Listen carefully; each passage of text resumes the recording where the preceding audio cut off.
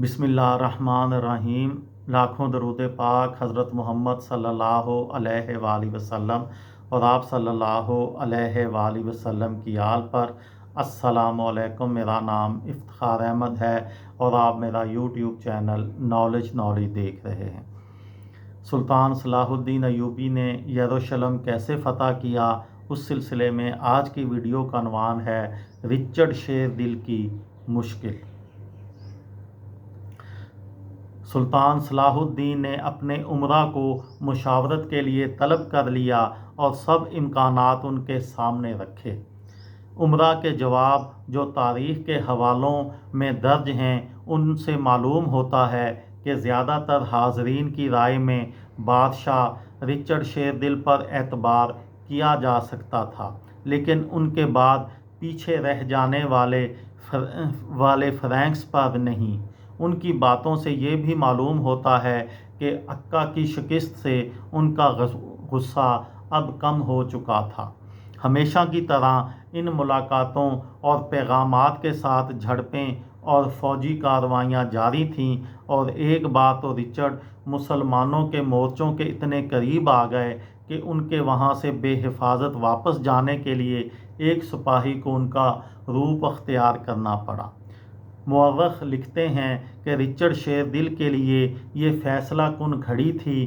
कई सालों की मुहिम, हज़ारों मील के सफ़र और अक्का शहर की फ़तह के बाद अब वो यरूशलेम से चंद मील दूर थे। उनके रुफ़का और फ़ौजी आगे बढ़ने के लिए बेचैन थे, लेकिन उनके लिए ये आसान फ़ैसला नहीं था। अस्करी एतबार से उनकी सप्लाई लाइन बहुत लंबी हो चुकी थी। अक्का की कामयाबी में बंदरगाह तक रसाई का अहम किरदार था। यहाँ वो किसी किस्म की इमदाद से 50 किलोमीटर दूर थे। करीब के छोटे शहर और कस्बे सुल्तान सलाहुद्दीन हिकमत अमली के तहत खुद ही तबाह और खाली करवा चुके थे। मुसलमान अक्का की कामयाबी के बाद सलेबियों को उलझा देने में कामयाब रहे थे। सर्दी के मौसम में किसी किस्म का मुहासरा किसी भी फ़ौज के लिए मुश्किल होना था। मसीही के शहर को मुसलमानों से आज़ाद करवाने का ख्वाब पूरा करने की ख्वाहिश लिए वो उसके सामने आ चुके थे, लेकिन बहैसियत लीडर उन पर अपने हज़ारों लोगों की भारी ज़िम्मेदारी भी थी। 6 और 13 जनवरी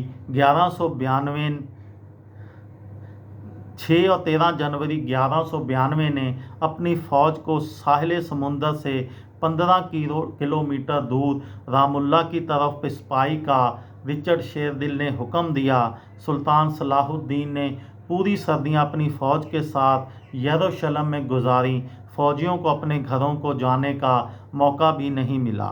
मार्च 1192 में इंग्लैंड के बादशाह रिचर्ड शेर दिल ने एक बार फिर सुल्तान के भाई सैफुद्दीन से रब्ता किया और सिफारतकारी का नया दौर शुरू हुआ। दरअसल सुल्तान सलाहुद्दीन को ख़ानदान के अंदर इख्तलाफात का सामना करना पड़ गया। अब तक उनकी कामयाबी यही थी कि अहम मौक़े पर उनके ख़ानदान ने मिलकर फ़ैसले किए थे, लेकिन अब उनके भतीजे तकीउद्दीन का बेटा अल मंसूर कुछ ऐसे इलाके मांग रहा था जो उसकी कम उम्र में सुल्तान के लिए उसे देना मुश्किल था। सुल्तान को अपने बड़े बेटे अल अफज़ल को रवाना करना पड़ा। रिचर्ड को इस पेशरफ्त का पता था और उनकी तरफ से भी मामलात में सुस्ती दिखाई जाने लगी। मामलात ने इतना तूल पकड़ा कि सुल्तान के भाई सैफुद्दीन को मसले को हल करने के लिए यरूशलेम से जाना पड़ा। इस दौरान सुल्तान के अपने बेटे अल अफज़ल से भी इख्तलाफात पैदा हो गए। दरअसल इंग्लैंड से शेर दिल के भाई जान की शिकायत आने लगी कि वो इंतज़ामी मामलात में मुदाखलत कर रहे हैं और अब उन पर मामलात को जल्द निपटाने का दबाव बढ़ रहा था। इसके साथ ही यरूशलेम की बादशाहत के बारे में मसीही कैंप में फूट पड़ गई और रिचर्ड की तरफ से इस ओहदे के नामज़द उम्मीदवार कोनार्ड कत्ल हो गए। تاہم رچرڈ نے حالات پر قابو پا لیا اور مئی میں صلیبی ایک بار پھر یروشلم کی طرف پیش قدمی کے لیے تیار تھے۔ اس بار وہ تیزی سے آگے بڑھے۔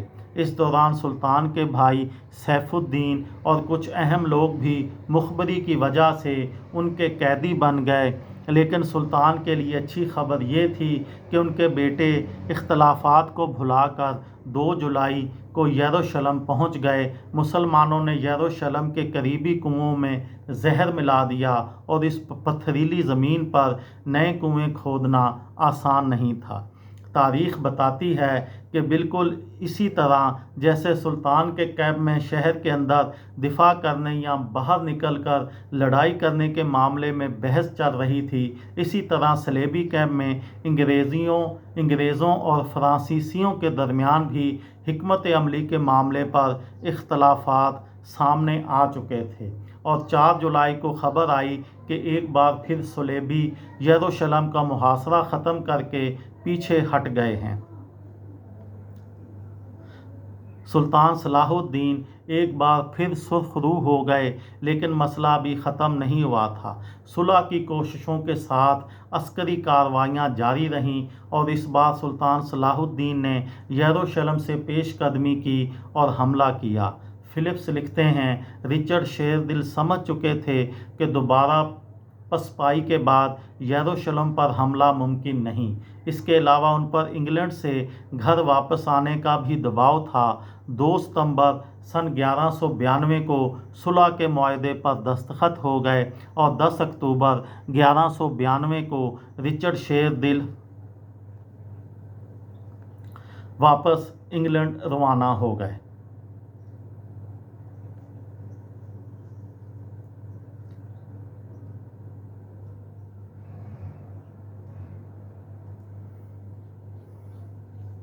صلح کے اس معاہدے کے 5 ماہ بعد سلطان صلاح الدین آخری بار 19 فروری 1193 کو دمشق میں ایک عوامی تقریب میں نظر آئے، اور 4 مارچ 1193 کو اس دار فانی سے کوچ کر گئے۔